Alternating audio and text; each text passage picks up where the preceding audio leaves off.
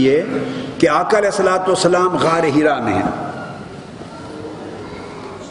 اور غار حرا کی خلوت میں کوئی شخص گواہ ساتھ نہیں، تنہا ہے۔ وہاں آیتیں اترتی ہیں، پہلی بار جبرائیل امین آتے ہیں، اقرا بسم ربک الذی خلق خلق الانسان من علق اقرا وربک الاکرم الذی علم بالقلم علم الانسان ما لم یعلم، اکٹھی آیتیں اترتی ہیں۔ آقا علیہ الصلوۃ والسلام یہ وحی لے کر وادی مکہ میں آ جاتے ہیں، آپ نے آ کر سنایا، یہ آیتیں پڑھی۔ اب بات بڑی توجہ طلب ہے، یہ آیتیں پڑھی، لامحالہ پوچھنے والوں نے پوچھا ہو کہ یہ آپ کیا پڑھ رہے ہیں، کوئی نئے جملے ہیں، یہ کبھی آج تک پہلے آپ سے نہیں سنے، یہ کیا ہے؟ بالکل ایک نیا کلام ہے، یہ کیا ہے؟ اقرا بسم ربک، اپنے رب کے نام سے پڑھیے، یہ سارا کچھ کیا ہے؟ اس سوال کا جواب آقا علیہ السلام نے کیا دیا؟ یہ پانچوں جب جملے سن لیے تو انہوں نے پوچھا یہ کیا ہے؟ تو آقا علیہ السلام نے کیا فرمایا؟ یہ بولیے بھی آسان جواب ہے، یہ قرآن ہے۔ کیا فرمایا؟ یہ قرآن ہے جو مجھ پہ نازل ہوا۔ آپ سمجھ گئے نا بات؟ میں اس کو دہرا رہا ہوں تاکہ اس میں بہت ایک نکتہ ہے آپ کی سمجھ میں آ سکے۔ غار حرا سے جو اترے اچانک اور 5 جملے سنائے، پہلی وحی جو اتری غار حرا میں، تو پوچھنے والوں نے پوچھا کہ یہ سارے نیا کلام ہے، نئے جملے ہیں، نئے لفظ ہیں، نئے آئیڈیاز ہیں، یہ سارا کیا ہے؟ تو آقا علیہ السلام نے کیا جواب دیا؟ یہ قرآن ہے۔ سمجھ گئے بات؟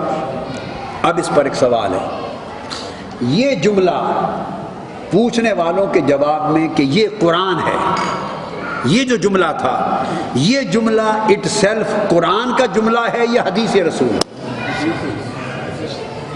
مولانا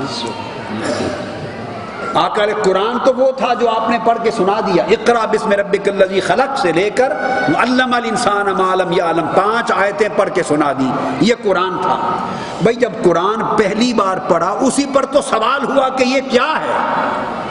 آپ پہلی بار پڑھ رہے ہیں، نیا کلام سنا رہے ہیں، یہ کیا ہے؟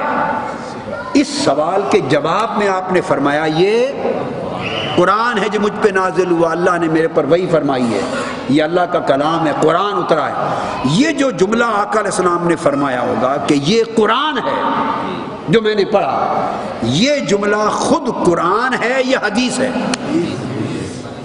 یہ کلام الہی ہے یا کلام رسول ہے؟ یہ جملہ یہ قرآن ہے۔ تو صحابہ کرام نے جب اس کو قرآن مانا تو کس طرح مانا؟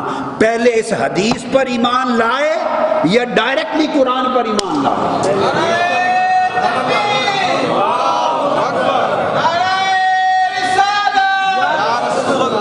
آپ کو سمجھ آئی؟ تو یہ جملہ، اس جملے پر ایمان لائے جو آقا نے فرمایا کہ یہ قرآن ہے، اس جملے کو مانا۔ جب اس کو مانا تو حدیث رسول پر ایمان ہو گیا، کلام رسول کو مانا، یہ رسالت تھی، اس رسالت اور کلام رسول پر ایمان لے آئے، اور جب اس کو مان لیا کہ سچ فرما رہے ہیں یہ قرآن ہے، تو تب اگلا قدم چلے کہ ہاں یہ قرآن ہے۔